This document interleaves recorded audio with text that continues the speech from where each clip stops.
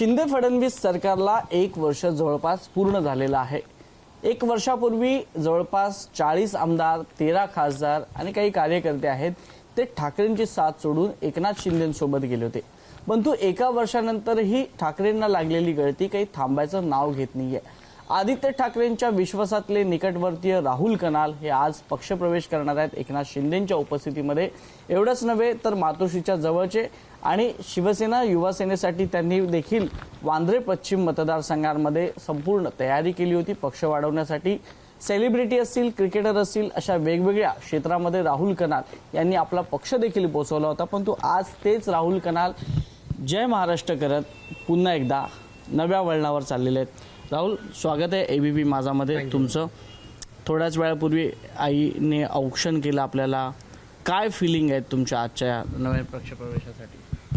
जय महाराष्ट्र भाई, पहली बात तो मैं आपको बोलना चाहूँगा कि हर नई शुरुआत हर इंसान को कुछ नया शगुन लेके आती है और अपने माँ बाप के आशीर्वाद, ईश्वर का साथ और अपने सब दोस्तों भाइयों बहनों के साथ चलने के लिए ये आज ये एक मौका है। मतलब मैं आपको कहना चाहूँगा कि दिल से खुशी है क्या जो मैं कर रहा हूँ वो सही है, क्योंकि जो हिसाब से लोगों ने उसका प्रतिसाद दिया है, जो हिसाब से मेरे साथ जो लोग जुड़े हुए हैं उन्होंने जो मुझे कहा वो हिसाब से आज मुझे लग रहा है कि मेरे जो कदम है वो सही जा रहे हैं। काल तुम्ही ट्विट केलं होतं आणि त्या ट्विटमध्ये तुम्ही एक नाराजी व्यक्त केली होती। गेल्या अनेक दिवसापासून आपण संपर्कात आहोत आणि तुम्ही सांगत होतात की मला वांद्रे पश्चिम मतदारसंघामध्ये ज्या नियुक्त्या केल्या त्या मला विश्वासात न घेता केल्या। नेमकं काय घडलं हे कारण?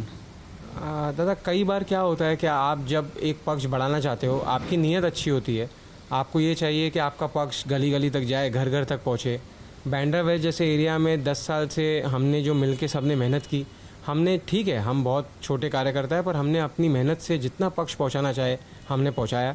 कल जो मेरी नाराज़गी मैंने ट्वीट से व्यक्त की वो सिर्फ इतनी सी थी, क्या आपको अगर मुझसे कोई नाराज़गी है, ये पक्ष को या तो कार्यशैली को, अगर मुझसे कोई मेरे कार्यशैली से अगर कोई नाराज़गी है तो आप मुझ पे जो सस्पेंशन करना है, मुझे आपको सस्पेंड करना है आप कर सकते हैं, पर जो नीचे के पदाधिकारी है, जो नीचे के कार्यकर्ता है, जो हमारे पक्ष के लिए, आपके लिए और मेरे लिए रात दिन देते हैं, उन्हें इस तरह से बिना उन्हें सुनाई उनकी सुनवाई लिए बिना, जैसे आपने हमारी सुनवाई नहीं ली, ऐसा करना कहाँ ना कहाँ सही बात नहीं है।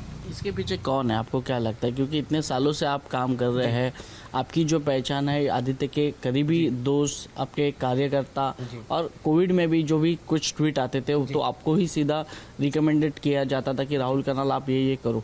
फिर ऐसा क्या हो गया कि कौन सा एक समय आ गया कि राहुल कनाल को आज ये पार्टी छोड़नी पड़ रही? बस मैं वही मेरे भी मन में वही सोच थी, क्या वही राहुल कनाल जो रात दिन जितनी भी मेरी ताकत थी, मैं अपने आप के बारे में नहीं बोलना चाहूँगा, पर मैंने जितनी ताकत थी कोरोना में आप सबों का साथ लेके, हमारे पुलिस कर्मचारियों का साथ लेके, बीएमसी कर्मचारियों का साथ लेके, हमारे सब लोग रास्ते पे रहते थे, हमने खाना रास्ते पे बनाया है, हमने सब काम रास्ते में किया है, हमने दवाइयाँ जगह जगह पहुँचाई।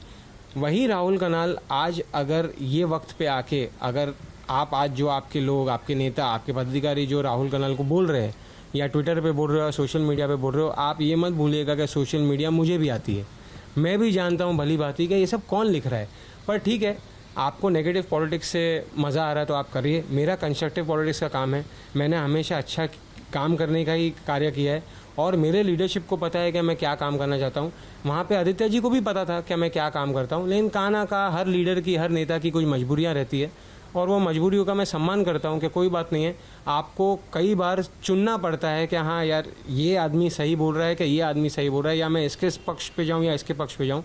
तो कहाँ ना कहाँ उन्हें शायद मेरा पक्ष सही नहीं लगा होगा, तो वो लीडर है, बॉस इज ऑलवेज राइट। किसका पक्ष उनको अच्छा लगा, किसकी बाजू, और किसको नाराज हो? क्या ऐसे लोगों का उन्हें पक्ष अच्छा लगा जो सिर्फ और सिर्फ अपने बारे में, अपने आसपास के लोगों के बारे में और पक्ष के बारे में न सोचते हुए सिर्फ ये सोचना चाहते हैं कि हाँ बस हमने एक काम पूरा किया। काम पूरा करना और काम को अच्छे से पूरा करने में बहुत फ़र्क है। मेरी सिर्फ इतनी रिक्वेस्ट थी, बार बार जो मैंने रिक्वेस्ट की गई थी मेरे तरफ से यही था कि आप सबको साथ में एकजुट लेके, चाहे वो सीनियर हो, महिला हो, हमारे कॉलेज कक्ष के लोग हो, सबको आप जोड़ के चलिए, सबको एक करके चलिए। बस सिर्फ इतनी थी। अगर इतनी सी बात मेरी गलत थी तो आज जैसे मुझे तो ये दुख होता है कि ठीक है आपने मुझ पे एक्शन लिया, आपका हक बनता है लेना, लेकिन उन शिव सैनिकों पे जिन्होंने आपके लिए रात दिन दिया, उन पे एक्शन लेने के पहले आपको एक बार आदित्य जी से या तो सीनियर लीडरशिप से कंसल्टेशन ज़रूरी थी। राहुलजी, आपणही युवा सेनेमध्ये काम करतात, मी देखील कव्हर करत आलो, पण जी माहिती मिळते वरुण सरदेसाई विरुद्ध इतर युवा सेनेचे कोर कमिटी मेंबर्स आहेत हे सगळे नाराज होते आणि हळूहळू मग पूर्वेश सरनाईक असेल, समाधान असेल, अमय घोले असेल किंवा सिद्धेश कदम, योगेश कदम सगळेच एकामागोमाग एक गेले. हे चित्र खरं आहे का वरुण सरदेसाई विरुद्ध युवा सेनेची कोर कमिटी? नहीं, मैं आपको बोलना चाहूँगा वैभव, वरुण सरदेसाई जी कोई इतने बड़े नहीं हैं क्या पूरे युवा सेना के खिलाफ वो हो जाए. ये ठीक है, उनकी एक पर्सनल एक राय रही रहेगी क्या उन्हें क्या करना है, उनकी पॉलिटिक्स अपनी रहेगी, लेकिन मैं उन्हें इतना कहना चाहूँगा क्या मैं 20 साल से पॉलिटिक्स में हूँ और उनकी उम्र 26 साल है. तो हर बार हम सही हो ऐसी बात ज़रूरी नहीं है. कई बार अपने साथियों का, अपने साथ में रहने वालों का, अपने साथ में उठने बैठने वालों का और सुख दुख के लोगों का सुनना ज़रूरी है, सुनवाई ज़रूरी है. यहाँ पे तो कसब की भी सुनवाई हुई ना. ये हमारा ऐसा देश है जहाँ पे जो सबसे गलत आदमी हो उसकी भी सुनवाई होती है. तो आप अपने, अगर आप चलिए आज हम निष्ठावान नहीं हैं, कल तो थे, बस से सुनवाई ज़रूरी है. वांद्रे पश्चिममध्ये ज्या काही नियुक्त्या झाल्या त्यामध्ये देखील वरुण सरदेसाईंचा मोठा हात होता, हस्तक्षेप केला होता. नहीं, वैभव जी, मैं आपको ये बताना चाहूँगा कि आप पूरे मुंबई महाराष्ट्र में आप नियुक्तियाँ करिए, सब करिए. मुझे कभी भी ये आपत्ति नहीं रही है कि आप मुझे यहाँ पे ड्यूटी पे भेजिए या आप मुझे ये इंचार्ज दीजिए. मैं अपनी मुंबई छोड़ के नहीं जाता हूँ. मैं अपने मुंबई, हाँ, सिर्फ आदित्य जी के साथ में जन आशीर्वाद यात्रा था, जब आप भी थे, सब थे. हम 3 महीना 9,000 किलोमीटर हमने घूमा, हमने सब घर घर हम गए. लेकिन मैं मुंबई छोड़ के और किसी के पॉलिटिक्स में इंटरफेयर नहीं करता.